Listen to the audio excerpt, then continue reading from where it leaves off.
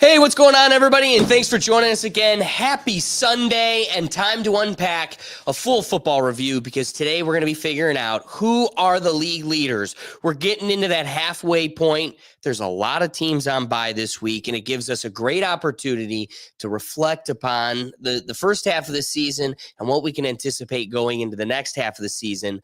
One thing I do want to review real quick, this last game, because it all goes with the theme of what we're going to be discussing today.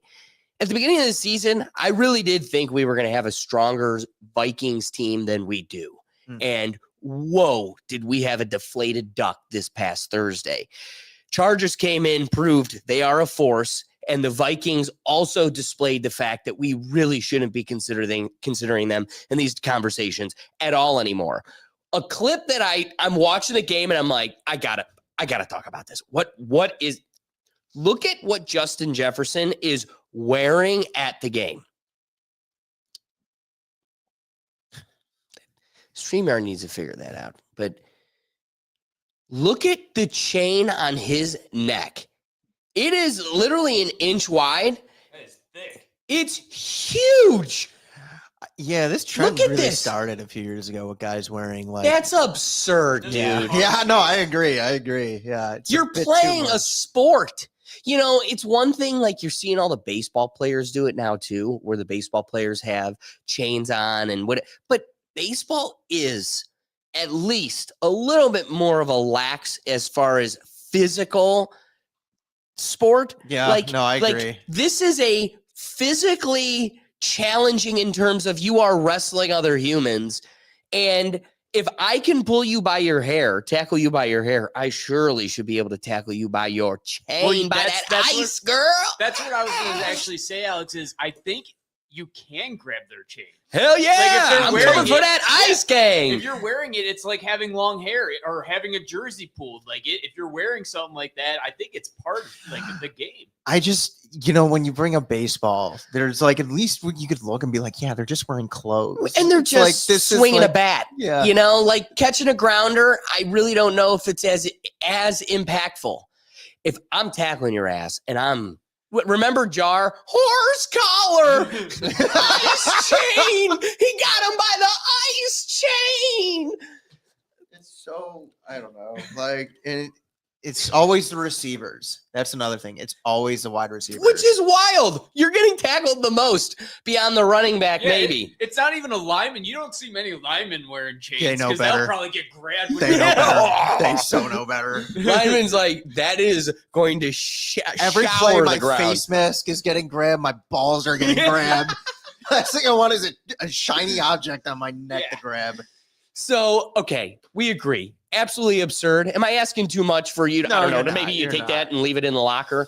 You're not. I don't get it either. And I haven't gotten it for a few years. So you want to know what's even more poetic about this play right here is let's just let it keep playing. And this will transition into the full dialogue about the Vikings. Is it time for Carson Wentz to retire? Am I asking too much? Because this was an ugly game. An ugly game. This image right here, where this is Carson. That was the whole Thursday night. Yeah, he got his ass. The ground looks good. He literally he took a pounding. Boy, did he. He took a pounding. And I'm sorry, man. As a lineman watching that game, I don't sit back and go, if he had a better line, it was the line. They were a sieve, wide open. If it wasn't for them, he'd have an opportunity. I don't think that at all. I watched that game and it was like, dude, there were some plays where the Addison, Jefferson, wide open. Mm-hmm. You held it 5 yards too late. If you hit that receiver 5 yards earlier, perfect. Probably a touchdown. Looking at a 40, 50, 60-yard run. He held it way too long. That's not the line's fault. You could tell he struggled to read the field. Carson Wentz, not a small guy. Carson Wentz, go ahead. I was to say, like, he got the Eagles to the playoffs, but let's remember he didn't actually win them the playoffs. I mean, but he got hurt. I'm not going to hold that one against a human being. I'm really trying to avoid ever having to taint our dialogue again in this football escapade because I think his days are numbered. But Tua had some wild stuff to say in his interviews this last week. Yeah. And people are like, well, hey, bud. Yeah, terrible showing. We'll review that. Terrible showing against the Browns. Thanks for making us look like we deserve to be in the NFL. And they go, this is interview post game. Hey, did you not see Waddle? And he's like, I'm short. It's like, you don't even hear Gabriel or things we say about Baker. No player within that spectrum ever says it. Tua is like, it's not because my brain doesn't work. I was gonna say I'm short. It's like, dude, you're actually not even on the shorter side of the spectrum in the league. You're like a moderate heighted player. Carson Wentz, tall. Yeah, what's Carson your Wentz excuse, dude? Like Flacco size. He's Yeah. like 6'4", 6'5". What's your excuse? No, I just think it's one of those like Carson Wentz. He had that one great year. He unfortunately got injured. Then Foles came in. He's just gonna probably always be a journeyman guy, kind of one of those backups where sure I could see him winning 4 games, and I could also see him losing 4 games and looking really rough. The Tua situation is the more interesting one because with Wentz, it's like I said to you about the Vikings at the start of the year. Their quarterback situation is going to cripple their whole year, and people don't want to talk about that enough because they think they're that good. And it's like you have no idea what JJ McCarthy is going to be. And Carson Wentz has been Carson Wentz at every team he's gone to. Like he's been exactly how he normally is. They shouldn't have let Sam Darnold go. They won't admit that. It'll be like the Browns Deshaun thing with Baker. Like they're not going to openly admit we screwed up epically on that thing, but they're going to say something like, we took a home run swing and we missed. And it's like, yeah, we all know. We knew that 2 years ago. Like Minnesota fans right now are all saying the same thing. Ooh, this might have been a really bad choice. We may have had a Super Bowl caliber team outside of quarterback, and we chose completely wrong. Well, what's funny though is I was excited that we actually took that home run swing because it was like the Browns. It's like I was just like we always rely on the draft or getting secondhand stuff, but I was like, okay, and now here we are in the gutter for a quarterback that's supposed to be it's guess what? You go for that swing, and then you live in the world where if you miss, it's a big miss. Well, it's like that age-old like kind of conversation. It's like ask Pittsburgh. They're still looking for a quarterback post Ben Roethlisberger. Still looking for a franchise quarterback post Ben Roethlisberger. Still makes it to the playoffs every year. Yeah. So more. Doug, there's a way to do it, and it's calculated. Yeah. And our administration doesn't have that. Yeah. But it is interesting. I like your reflection on the Vikings, where you're seeing a franchise where at the beginning of the season, going back to episode 1, reflecting on what to expect, I really don't even, I don't have any regrets on projections I had for the Vikings at that time because nothing was lost beyond the quarterback spot. And you are seeing a common theme we've known about football for the longest, which is how important that singular role is, make or break. But then even more so, how much Carson Wentz isn't that guy. Yeah, and it's been like, again, he's a typical journeyman guy. It's for them, their biggest issue is, hey, Darnold's looking pretty good at Seattle. You picked JJ McCarthy, and I understood why. You drafted him in the top 10, but it's one of those, like, you don't know if he's going to be good.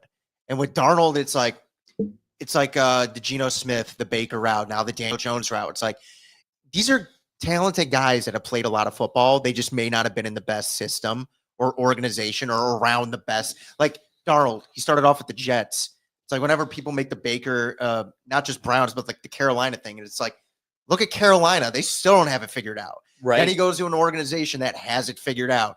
Darnold goes to Seattle, has it figured out. The Vikings, they're a team that has it figured out. They're not historically bad. But you took a swing and a miss with McCarthy, and they're really banking on it working. And if it doesn't work, it's like you had the guy. Flacco takes us to the playoffs. Why didn't we re-sign him? Well, we didn't want to hurt trust fund babies' feelings, and we didn't want them chanting for Joe Flacco if he went out there and didn't play bad. So let's let him walk. It's one of those things. It's like you don't know if the grass is greener without a quarterback. There are some organizations that can overcome that hurdle, i.e. like a Pittsburgh. Minnesota in some cases can, but like Tampa Bay, like they almost made the playoffs with Jameis at their quarterback. Mike Evans is still getting 1,000-yard seasons. I think they, in fact, did make the playoffs once or twice with Jameis. It's like You can overcome these things if you have a solid organization foundation. The Browns do not. We're a dumpster fire. It's like you almost need like a Josh Allen savior like quarterback to come and fix this thing. Right. And it's like, look at Miami. They're going down the drain fast. And I know people love pointing it at Tua, but it's like I'm looking at Mike McDaniels and be like, you had the CPA coach your team and there's no culture. Riddle me shocked. And you're deciding to lead it with a quarterback that I talked about it on here. Probably should have retired. Yes. All those concussions is like, probably should have retired. Oh, yeah. You've made your money. I don't see it getting better for you. Kudos to you fighting through it. That's a competitive spirit he has, but it's like, this team's a dumpster fire, man. And you can't keep your thoughts together for it. And your coach is not helping you at all. Like those questions being hammered at Tua, it's like McDaniels is handling it how Stefanski does, where it's like, well, we just got to do better. We got to look at the tape. I've heard that from you for about 50 times. How much more tape do you have to look at? Do something different. Take them to Dave & Buster's. Have a little bit of fun before you go out there. Take them to Dave & Buster's. Because you saying I need to look at the tape and we got to do better. It's like, well, you're not. So switch it up here a little bit, guy. Boost some morale. Right. Doug, what were you going to say? No, I actually see Miami as kind of like the Browns the last few years, because HN isn't doing bad for them, even with the team around them. And it's like we had Chubb. Chubb was our shining light with all the terrible quarterback rotations we had. So it's like I kind of enjoy watching Miami, but it is a dumpster fire. But what? It's like, I can nobody does. Miami doesn't even. But I can relate to that because it's like, dude, what did we have to watch? A running back. That was about it for a few years. So. And what does Miami have to watch? A running back. Yeah, you got AJ, and that's it. That's it, exactly. So it's like I kind of relate to what they're going through. Well, keeping us grounded in the consideration of who are the league leaders, not the league dumpster rats. The Vikings, I thought, should have been a team that is in this consideration. If you go back to our forecast at the beginning of the season, wow, did they not meet expectations? But a team like the Chargers have proven, even with a couple tough losses, they are holding on to a seat at the table. Are they at the head of the table? No. But a team that shocks me to be, every week, if you go to our week 2, week 3, week 4, you make light in your predictions. I'm just going with Indiana Jones. Now it's time, I think we owe this show a real talk about Indiana Jones. Yeah. Daniel Jones is doing something sweet in Indianapolis. This is a team that I think has been moderate at best for a while, just keeping it afloat. And they've tapped into some magic this year. Well, it's one of those, like I said, not to cut you off real quick, but it's like those organizations like your Tampa Bay, your Pittsburgh, where it's like, even if they don't have the quarterback, there's still one run well enough to where they can win games and be there. And their biggest hurdle was Anthony Richardson. It reminds me of the Minnesota thing. It's like, yeah, you don't know what J.J. McCarthy is going to be like, but Sam Darnold's pretty solid, and you can win football games with him. Daniel Jones took the Giants to the playoffs, but they made it sound like, oh, he's awful. And it's like, I don't think he really is. I think he's kind of all right if you put him in a good system, and you're kind of seeing that this year. Right. So, again, there's only one team that's dominating at the 6 wins position so far, and it's the Colts. Mm-hmm. So looking at the 5 wins team, Detroit is still up there. That surprised me with Detroit's the Rams. The Seahawks, we anticipated this, and they are delivering. Just a couple tough losses, but they're there. Buccaneers at the top. Broncos 5-2. That one had me really excited because, again, another team where we really didn't put the crown on them, but they're taking it. Well, I thought there would have been more of a sophomore slump with Bo Nix than there would have been with Jaden Daniels. Right. It kind of seems like the opposite now. So, okay, the teams to consider. Eagles, 49ers, Buccaneers. We've got the Broncos, the Rams, the Lions, and the Seahawks. What's funny is Jacksonville, the Chiefs. The Chiefs are a Monday night win away from being in that consideration, though. Boom, right? They really are. They really are. And that's exciting. The Commanders, I thought they'd be doing so much better. So they're just falling. Yeah. But again, a lot of that is if your quarterback just keeps getting injured every other week, you're going to be struggling. The Saints, I thought, dude, they're right where they belong. Yeah. I'm shocked they got the 1 win at this point. They are, man.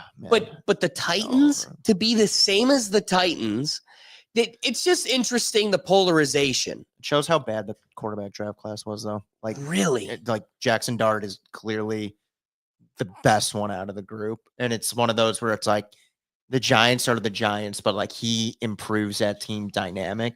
And that's where it's like I look at Cam Ward and it's like, yeah, I never really bought into his stock. Same with like Shador. It's like, and again, I'm going to come to Shador's defense here. He's not going to start for this team and fix these issues. The issues are far beyond Shador's talent to like overcome. So I'm not, if he ends up playing, not doing well, I'm not going to hold it too hard against him. I'm like, I think this is his entire dumpster fire. I can't just blame it on you. But it's one of those things. It's like, if he really was that talented though, and I'm not saying he isn't, we don't know yet, but if it's like, if he goes in there and doesn't really elevate it that much, it's like, listen,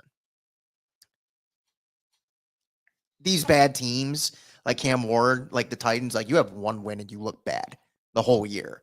I don't see it just magically fixing and turning around. You know what I mean? Like, it's like last year you had Broncos and the Commanders, Daniels and Bo Nix. It's like both those guys immediately had a pretty solid impact. And neither of the two of them were the top quarterback in the draft class. You know, look at Caleb Williams. If anything, I'll give Caleb Williams credit this year. They actually look pretty competent.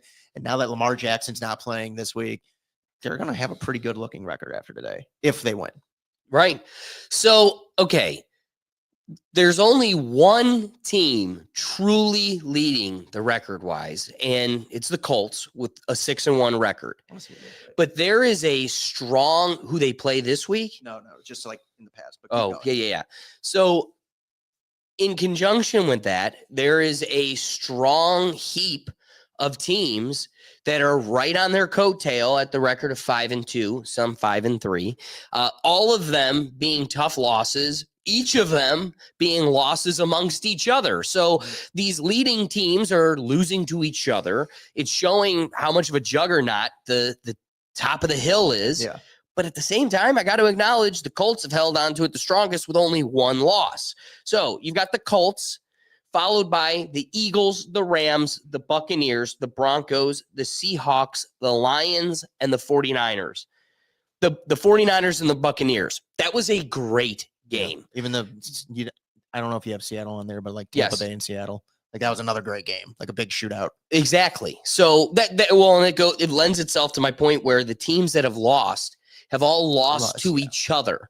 So yeah, not many bad losses by these top teams against like a team they shouldn't have. I agree. Yeah, a lot of very even competition.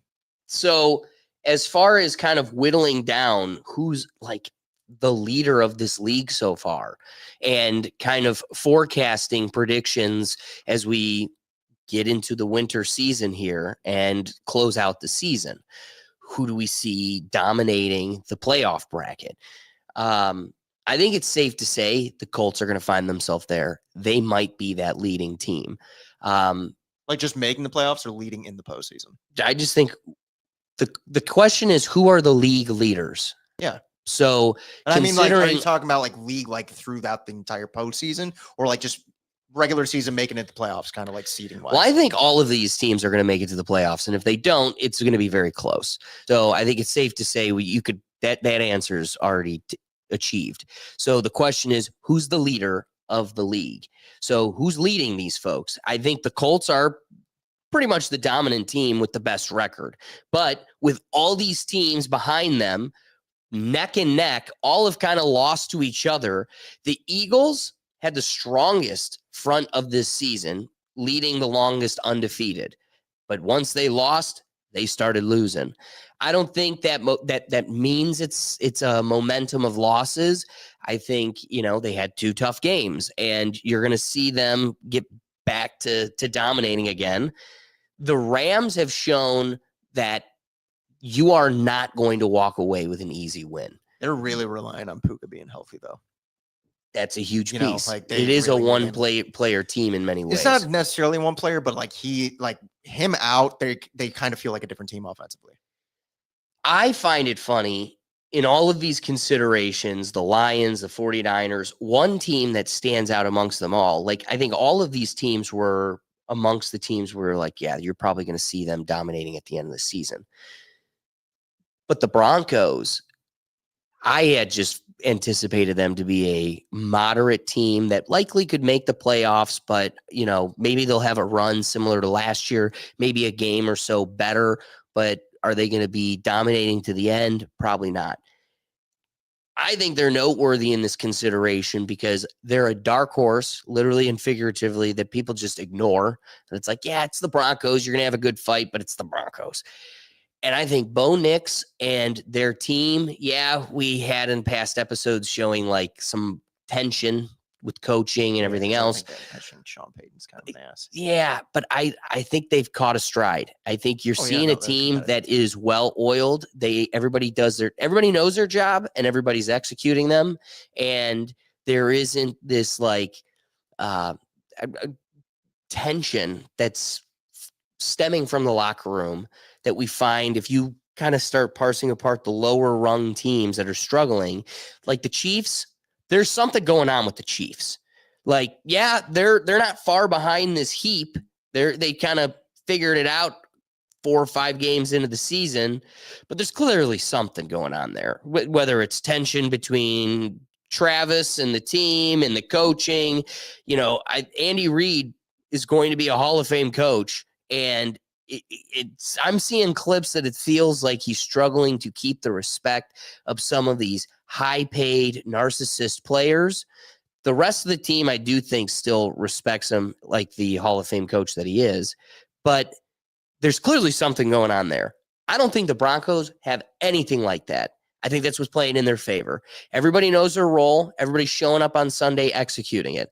So I think, are they a league leader? I wouldn't, designate them a crown yet, but I wouldn't be surprised if at the end of the season, we're looking at the Broncos as a top team, shockingly, where teams like maybe the Lions, where we would have thought would be dominating to the end, tend to fall back a little bit. I just, that's one piece that stands out to me when I see these teams. We're going to take a second attempt at this. Do you have a chance at thinking who you might think might be a league leader of the league? I mean, no, I was just listening to your points. Like, I didn't disagree with them. Funny enough, I think the Chiefs are going to win that division. I think they're riding their ship. I really do. I think Pat's playing better this year than he was last year. My thing with Denver, and it's not like like Denver's defense, they're just a gritty team. And like, that's what I like about them. I won't even say Bo Nix is playing out of his mind, but like he'll have a streak though, like last week where it's like in the fourth quarter just comes alive and plays great. But like, funny enough, for the first 3, and I think he's capable of that because he's played a lot of football. So my thing is I just think that's a super tough division. And I think for like we're in week 8, week 9. I think it's just, especially because like all 3 of those teams are like in the same. You got the Chiefs at 4-3. Got the Chargers at 5-2 or 4-3.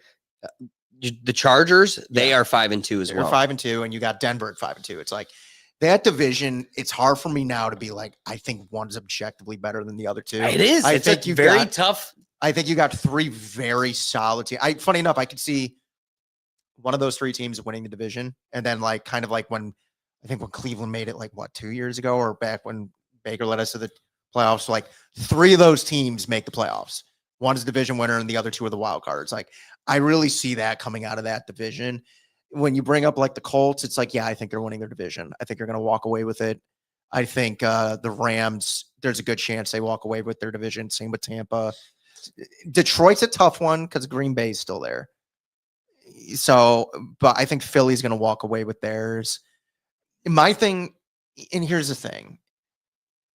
I think when you look at some of these quarterbacks, right, once it gets back into that end of the year thing, who do you think, like, for instance, I have no faith in like a Justin Herbert to win like the big games.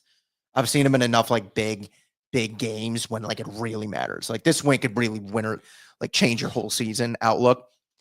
Just completely falter. Like the light gets super bright and he just like, winning Thursday night over a Minnesota team is like, you need to win this game. Like you need to right your ship and win this game. I think Bo Nix is a guy who can win the bigger games. I think with Sean Payton too, like having that kind of vet coach. Obviously the Eagles, Baker and Tampa, they always they perform well in big games. The one I have the biggest question on, and I know they're 6-1. I don't have that much faith in Daniel Jones when the lights are going to get very, very bright. Like it's like kind of like my thought with Sam Darnold. Like when the light gets bright and you played Detroit last year, you didn't show up. You disappeared. The light, like, oh my God, deer in headlight. I've only seen Daniel Jones win that one playoff game a few years ago. And since then, I've been told he's a bust. Now, it's awesome what he's doing this year. I want to see him in a game like that again. You could be 6-1, you lose to the Rams, and he's won some good games. He beat the Chargers by like 2 scores like 2 weeks ago. Like it was a really good game. I just don't, again, once you get into that December, January football, it's like, all right, who's really going to show up? Who's really going to play well in these games? So I appreciate but all for right of that now, context. I'm with you. Like, no, they are the hot team leading this league right now. We just know, like you said, Detroit sometimes falters late in the year. It's like right now, I'd say no. I think Detroit's one of the better teams. But then once it gets to December, it's like, yes, Goff might have a rough game. So, okay, you gave a lot of context there, and while you were kind of painting the picture, I put together a list in order of who I think is the top dog to the least. You're like top 5 of well, no, just of all the teams that are 5-2, because I think the Colts. If I'm just doing a power ranking right now, yeah, I'm putting the Colts at the top because they have the best record, and it's a steep step between the two tiers, 6-1 and the rest. So by default, I'm putting the Colts at the top. Looking at these 5-2, 5-3 teams, I'm putting the Eagles at the top. I'm putting the Rams right behind them. I'm putting the Buccaneers behind them. Then I'm doing the Chargers. Then the 49ers. Sorry, the Chargers, then the Seahawks. Then the 49ers. Then the Broncos. Then the Lions. And the reason being, really, okay, I think the Lions follow the track record. Your point that you closed out with was the greatest. They show how the wheels come off the cart consistently at the end of the season, because I think they have one of the best rosters. I really do. do. You know, Gibbs, like, I really baby. think like they've got so many weapons. They have Yes. so many offensive weapons, and they have a really stout defense. I mean, Baker was smothered last. So what would be some of the criticisms or disagreements you have with that pecking order? I felt like you had the Chargers too high. Like you had the Chargers. I assume that might be one of. Well, you had the Chargers right above the Seahawks. And Yeah. I wasn't even thinking Detroit, so I would have had Detroit higher. But I just want to highlight those two because like I would have flipped those. I would have flipped those. Interesting. Not saying like Right. they still would have been that high, but I would have flipped those. I like your top 3. I agree with your top 3.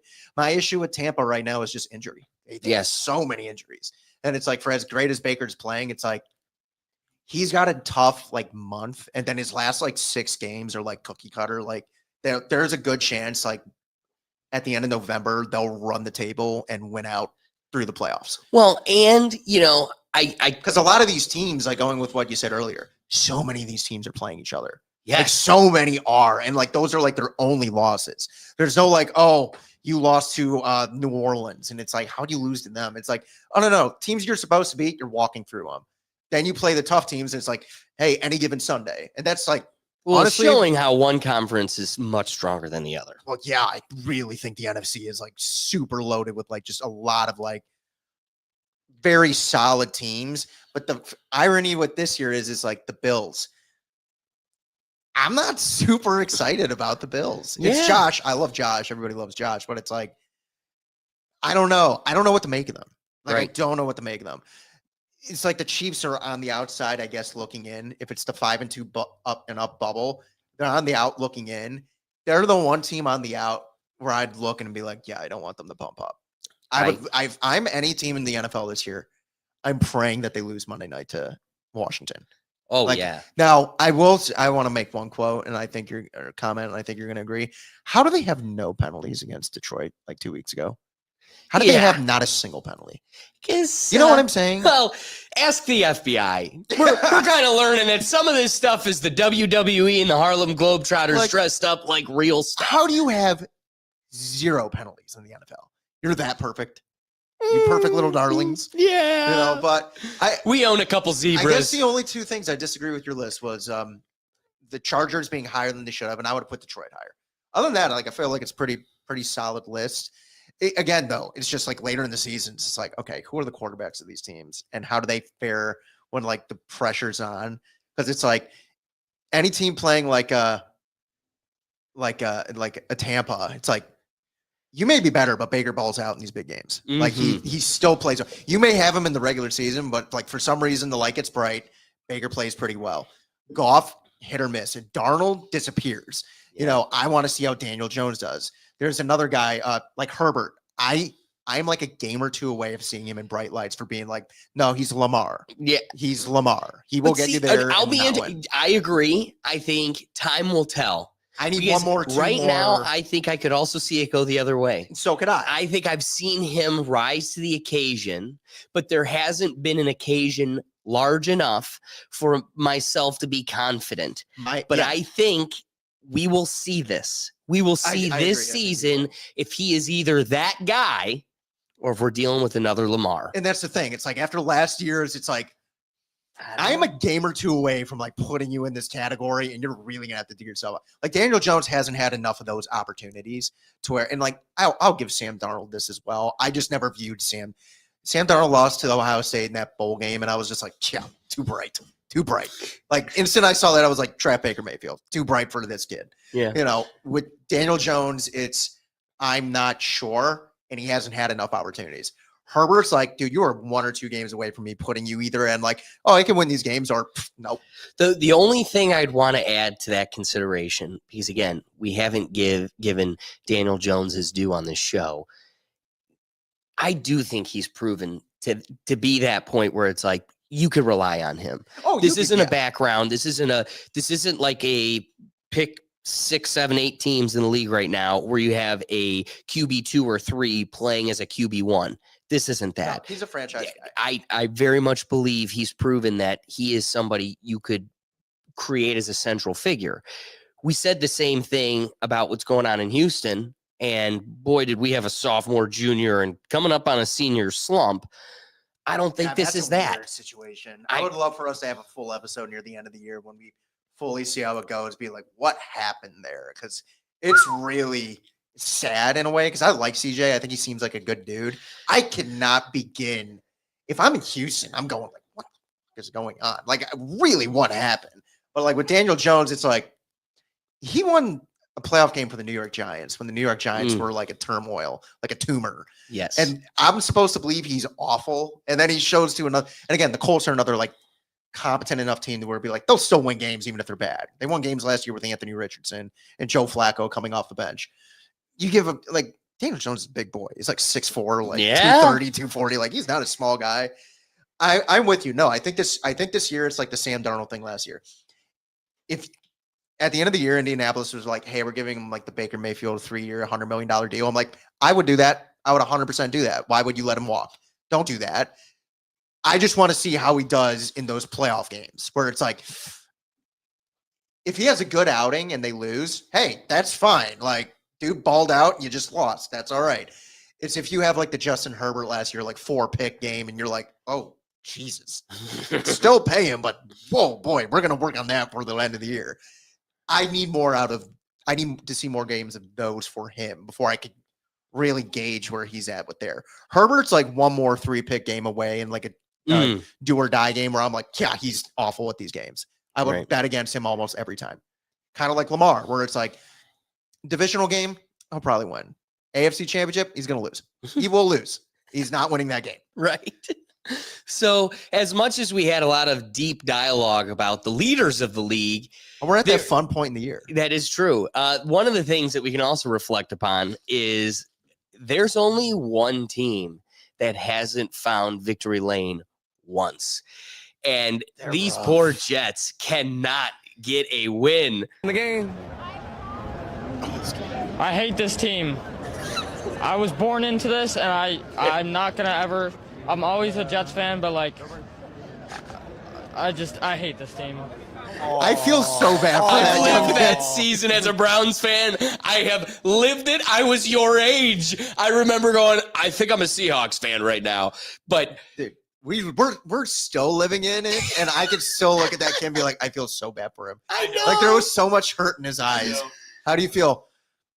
I hate this team. He's just like There was no other words to say it. Just like, But him. he's in New York. He's got multiple teams he can cheer for multiple sports. We're stuck with the team. He could be from New Jersey. You don't know. Yeah, like that's the thing. It's like, yeah, they have multiple teams, which always made it interesting because it's like in Ohio, it's simple. If you're Cleveland area, it's the Browns. If you're like in Kentucky, you're Cincinnati's team because And that's not in Cleveland Ohio. holds Columbus hostage. Yes, and it's one of those like for New York, it's like New York, you could be a Bills fan, but you're not because you're not from over there.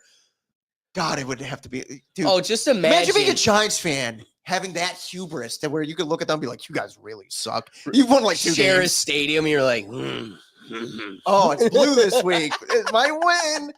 Have you seen videos of that coach? What do you mean? I'm going to recommend we do a conversation on this later. No, it's not right now, but let me preface it like this. They're 0-7. He's never been a head coach before. And he's at the podium talking to like these reporters like he's really accomplished a lot in the NFL. It is so bizarre. It is so bizarre. Like he kind of comes off with like this, well, the things, the things we've really have done. It's just like, you're 0-7, asshole. Like this is awful. And God, if I find that video, I'll send it to you because I could be mad at Kevin Stefanski because we've seen him say the same things 50 times now. But I would be furious if he did that. The play scheme is you swatted a field goal in for a touchdown, still got your ass kicked. Yeah, it's a rough one out here. Big Wolf. We rough beat the Packers with that same week. You got romped. You're that bad. I almost want to see Justin Fields go to like a competent organization to really see if he's bad. Wouldn't you love to see it? Like he's gone to the Bears, which I'm still not sold on Caleb Williams, to the Jets, to which I'm not sold on anything. I almost want to see him on like another team before I could be like, yeah, he actually is really bad. Yeah, exactly. Like, he actually does suck. So I do want to just share a couple updates for the folks that are trying to tinker for their fantasy league. Lamar Jackson not playing this week. You also got to keep their season done. Not to cut you off. Since him not playing this week, because if they lose, they'll be like what 1-6. Their season's gonna be done, even if he comes back next week. I don't know how you overcome that. You don't. You'd have to win. You'd have to literally run the table. Really, it's the Steelers. The Steelers get it. Give it to them. Yes. It's their conference. It was like Friday, and they mentioned he might be playing. I was like, well, that might save their season if they end up winning. Exactly. 1-6. I don't know how you overcome that, even if he starts next week. Right. At that time, it'd just be like, eat the loss, get a good draft pick, get Lamar or someone next year. So let's take a quick look at the Week 8 inactives. Quinn Ewers, Elijah Campbell. Michael Penix isn't playing? Yeah, dude. The big one. Yeah, Michael Penix. Kirk Cousins is starting. No way. Good for Kirk. The Bears. Case Keenum's out. Well, they're going to need him. Dude. What about Lamar? the Bills? Yeah, my God, Lamar. Isn't that huge? Crazy. They're having. I mean, again, they can't get their feet out. Done. Over. Their season's done. Bryce Young, Tyrod Taylor. Ooh, Tyrod. Grant. Oh well, Garrett Wilson. Obviously, yeah, he's done for the year. Hey, at least the 49ers get to have their Christian McCaffrey. Purdy's out. Purdy's out. That is a big one. I mean, shit, like they've been doing. You talk about a weird quarterback situation there. You know what I mean? Shadir Sanders is out. Well, yeah, I think they didn't want to hear the conspiracy thing here. Uh-oh. I think if Gabriel doesn't go good, I think they're looking to trade him. Yeah, I do too. I've heard rumors about it, and I think that's why they elevated because, like, I guess it was like a wrist thing or something, but you didn't hear anything about it. And all of a sudden, he was like limited in practice, and he was moved out. And they brought up Bailey Zappi, and it's like, yeah, they don't want to hurt the sale value. Here's the thing: either trade him or play him. Right? Like I'm even at that point now. Like trade him or play him, and it's nothing against Gabriel, but it's like. Might as well see what you got. Yeah. All right, so let's get into our predictions. Let's try to buzz through these here. These are the Sunday review. This is what you could expect for your Sunday today and going into Monday Night Football. All right, so the Vikings-Chargers game turned out to be more of a stinker than we thought. Chargers dominated Vikings. What a shame. Do not, if you got Carson Wentz on your fantasy team, do something about that. Dolphins-Falcons. The Falcons are going to crush them. I think that's an easy one. I don't know if Kirk's playing, and Yeah. I could see this being a 10-point win for the Falcons. Yeah, I think the Falcons are definitely the better team here. If they lose, they beat themselves. Looking at the Bears and the Ravens, it's got to be the Bears, especially Lamar's like you out. said. Yeah, Lamar out. It is funny. It is funny. When Lamar was supposed to be playing on Thursday, they were like a 7-point favorite. I have no idea what the line is now, but I guarantee you it switched to like 7 points the other way. I bet. 14-point swing with one player. I guarantee you're right. All right, looking at the Bills, the Panthers. Bills, boy, big those time. Panthers Panthers are, they're feisty. You got to They're hand feisty. it to them. I They are give them doing a credit, great job man. keeping this season afloat. But I think Above I think Andy Dalton's playing. Yeah, above 500. Yeah, good for them. Above 500. Jets, Bengals. I'm capitalizing on it Too for cheap. our parlay pick this week. It's the Bengals. Joe Flacco's going to ball out. Ball out. Throw it up there, Joe. An Ohio Classic. 49ers, Texans. 49ers are going to walk to the finish Look at line that in this Texans one. logo wearing the throwbacks. Yeah, there. I like it. I do like these uniforms when they do They're it. sweet this year, aren't they? Like Yeah. the throwbacks, they are cool. I'll go with San Francisco. Browns, Patriots. It's going to be the Patriots, but the Browns are not going to make it easy. I love that our defense is this thing that just is like a weird anomaly for a shitty team that people just struggle with. All we needed was Give the just ball to competence. Judkins. It should be a New England win. Totally should be a New England win. All right. Giants, Eagles. It's going to be the Eagles. Eagles are going to beat them. But Scottabooby's going to be out here. Eagles are going to beat them Shrieking. this time. I find it funny they're playing them this quick after beating them. They beat them like they played like twice in a month. Yeah. I'd say. It's going to be a great game. All right. Getting into our 4:00 games. Buccaneers, Saints. Buccaneers, easy dub. Bucks. Cowboys, Broncos. I think the Broncos. Cowboys are going to make this a entertaining midday game. I think so. Too. Broncos are going to win. I think Broncos will win by like a field goal. Yeah, I could see it. Totally could see it. I bet you the Titans, line on that game Colts. is like 2.5. So we got two sleeper This is gonna games. be So awful. everybody's going to be watching the Cowboys and the Broncos because the Colts are going to roll This is over the gonna be a Titans. bad one. This could be like a 3-score game. Yeah, Like, 100%. it really could be a 3-score game. Sunday night football. This is an awesome game. I love it. This is an awesome game. I can't wait to watch Aaron Rodgers go Steelers. back against the Yeah. Packers, and I think it's going to be the Steelers. I do I too. do think it is. I think the Steelers are going to show they're the best. In of our one year, little Aaron corner. Rodgers is going to find a way to say he was screwed from the Packers and the Jets and justifiably had revenge on them. And I'll disagree with everything he said, but God, I'll love watching it. I'll be like, hell yeah, Aaron, you deserve it. That's right. All right, getting to Monday night football. Commanders, Chiefs. Like I said, with the quarterback situation going on with the Commanders, they're having a rougher season than I think they really should have. They should have been within our top of the league talks, but they just can't get their feet up from under them. And like Will said, I do think the Chiefs have caught their stride. They figured out what they were kind of struggling with, and I think the Chiefs are going to dominate. Do you know who the Commanders' backup quarterback is? I honestly don't know. I'm going with the Chiefs. I doubt that would change my opinion on it, but like, who is their backup? Because I know he's played enough. Was it Teron? No, it definitely wasn't Teron. Marcus Mariota. That's who it is. I'm still going with the Chiefs, but like, I was like, why do I not know that? Yeah, 100%. Look at how many teams we got on the bye this week. Well, it's Arizona, that time Detroit, of the year where Jacksonville. fantasy teams really are struggling. Yes, with you got to figure it out. But you know what? Sometimes, like the lucky folks, pans out. that was me last week. I picked up the Chargers tight end because Arizona McBride's out, and whoo, Oh yeah, he had a good game. whoo-wee. All right. Will's not pleased. I felt like he and I did a great job last week. You know what? We tried our best. So let me pull up our parlay picks of the week. The whole purpose is to make you money. Doug was slouching this week. He chose to be lazy, as a Doug does. And we had to pick for him. So mine and Will's initial pick both hit. But we shared a pick. It, of course, being Baker The Mayfield. one bad week offensively they have is the Yeah, week, seriously. It was like every week they've done well offensively. I thought this was such an easy win. I think it's like every week they've scored above 25 points. And the one week you and I are like, he's going to get 15 yards rushing. And Yeah. it's like, they can't score 10. All right, come on over here. Let's pay our dues. So we're sharing the pain because we shared the pick.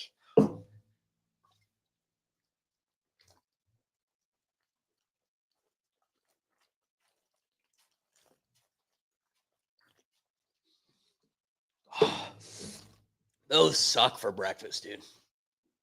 Well done. I heard the gargle on that one. You kick my ass. Dude, I got like 3 sips in. I was like, well, you're winning. They were so slow and rough. It was like, you're going to win.